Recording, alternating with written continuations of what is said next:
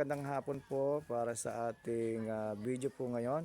Ito yung napakahalagang sitwasyon. Nandito po tayo sa Barangay Kulasi, Mercedes, Camarines Norte, at meron tayong natagpuan dito na talagang nangangailangan ng tulong sa ating mga kasamahan sa vlogging industry.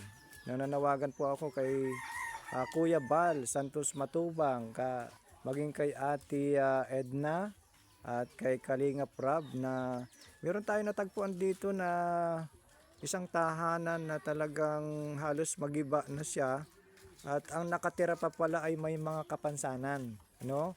Yung isang tatay po dito ay isang bulag, tapos yung kanyang pamangkin naman na nakatira din dito ay pipi na dalaga, at ang kanyang lola na nandyan din nakatira ay isa pong may kapansanan. Yung paa niya na gano'n, baliktad yung paa niya. Ganun po ba? Wala bang tumutulong na iba para... Sila lang po ang nagtutulong. Mag-iya silang mag-ina, kahit ganyan po itsura nila, pagtrabaho kahit papano. Yung nanay niya, kahit senior citizen na pati. Ayan. Kung nasaan yung nag-aanihan ng mga palay. Ay, may ilang taon na po si Lola, yung mama po ni Kuya? Ano po, mga nasa 65 na yata, 66. Pero may kapansanan po siya at pinipilit lang din niyang kumita ng pera. Para lang may pagkain po silang tatlo dito. Opo. Okay. Wali po, magandang hapon. Ano pong pangalan niyo po? Ako po ay si Renia Ramos Sumbria. Tiyahin ko po yung may-ari ng Yung bahay. may-ari. Tagilid na po itong bahay. Tagilid na po ito. Ay nananawagan po ako kay Kuya Bal, Oho. kay Kuya Rab, Ate Edna. Ate Edna, na sana po ay matingnan nyo po ito, matulungan nyo po itong aking tiyahin. Matagal ko na po sana ito gustong idulog sa inyo, na matulungan naman po sila kahit kunting tulong. Ang gusto ko po talaga sa kanila, maayos yung bahay nila. Kasi babagsak na po talaga, seryoso. Ano? Yung aking pinsan, Ayan po yung pamangkin nyo na pipi. Opo. Dalaga po yan. Ilang taon na? Oh. Ilang taon na siya? Masayahin bata. Ayan, sign language po na tayo, ano? Kasi ang hirap ng kalagayan po nila, 24 years old. Ang pangalan po niya ay Nicole Gaser. At napakatindi ng kanilang pinagdadaanan. Siyempre hindi maipaayos yung bahay. Tagilid na po, babagsak na. At ito po yung tiyuhin naman ni Nicole. Anong pangalan mo, kuya? Nonilon Esperanza. Po? Nonilon Esperanza. Nonilon Esperanza Sati. Ano, kakaiba din yung apelyido. Kayo po ba'y wala ng paningin? Hindi po, isang mata na lang po. Isang mata, malabo pa. Ano pa? Kailan po yan nangyari? May ilang taon na nakakalipas?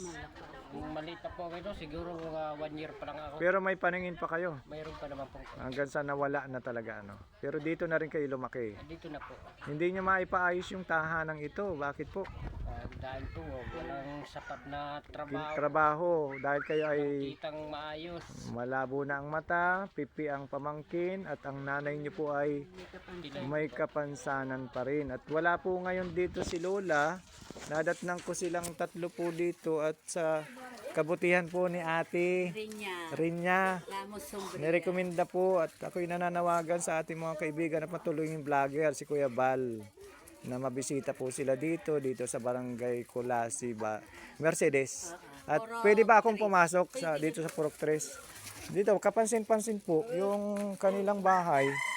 Sa gilid po ng halos bundok ito. Sa gilid po ng sementeryo. Sementeryo po yung taas nito. Oo. Ay, may sementeryo pala dyan sa taas. Po, sementeryo. Compound na yan ng sementeryo. Tingnan nyo po, Yan, hanggang dyan po. mga kalingap itong lugar. Wala po silang kuryente dito. Meron naman pong kuryente. Tapos may solar po dito. Tingnan nyo po yung kalagayan ng bahay po nila. Ay kahit mahinang bagyo po siguro, maaaring bumagsak na ito. At kapansin-pansin na hirap na nga yung kalagayan. Tapos may mga kapansanan pa. Kaya ako po'y nananawagan, ito'y nailapit lang po sa atin ng ating mga kaibigan po dito at mga kakilala. Dito po tayo, papasok tayo dito sa bahay. Tagilid na po, oh. Tagilid na, baka bumagsak yung bahay. Ayan, pwede pong pumasok, Pasok kuya. na po, Pastor. Ayan, ito po yung kalagayan po nila. Ayan, may sinaing na ba kayo? Wala pa. Wala po silang bigas. O, merong asukal, walang kape, pero may asin. No? Ay, sila po yun talagang dapat nating tulungan. At ayan po, ay tulo-tulo na rin po ah. Ayan po. Yung bubong nila dito ay tinatakpan na lang mga karton-karton sako. No? Kaya kung sino man po yung may mabuting kalooban po, pwede naman po kayong tumulong. Ano. Pumasok na ako dito sa kwarto nila. Ayan, oh, ito po yung kanilang tinutuluyan. Ano. Kuya, magandang hapon. Dito tayo sa sala mo. Ano? At pwede po kayong manawagan sa mga mabubuting kalooban po, lalo na sa grupo nila Kuya Bal. Ano po yung sasabihin nyo? Manawagan ka naman. Kaya nga po eh. Oo nga. Po ako ng tulong. Maaari naman po sa mga mabuting kalooban po sa mga vloggers. Kami naman po ay naghumihingi po ng tulong sa inyo. Ayun, opo. Okay naman. Umiyak. Saka matulungin naman po yung ano natin. Yung makakapanood din po.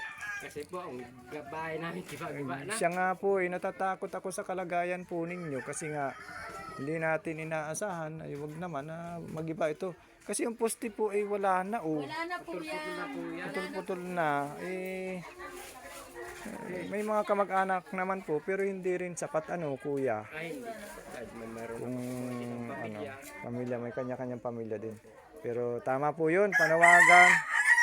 Kahit anong tulong, kahit bigas, o mga anumang gamit, o pagpapasimula po nitong bahay nila. Bahay, yan lang po ang gusto Oo. ko, mapasimula ng bahay nila. Opo. Ang ano naman po, ay medyo malusog naman si kuya. Kaya lang yun nga, yung paningin po ang problema. Tapos may alaga pa po siyang pipi na dalaga na kanyang pamangkin. At meron siyang ina na senior citizen na may kapansanan din sa paa. No, hindi biro po mga kaibigan, tulungan po natin ang ganitong kababayan po natin at mahalin natin ang ating kapwa. Ipakita natin yung ating malasakit sa kanila. Muli po kuya, maraming salamat. Ako po ay babalik at sana loobin ng Panginoon Diyos may dala na ako pagbalik para sa inyo. Ano?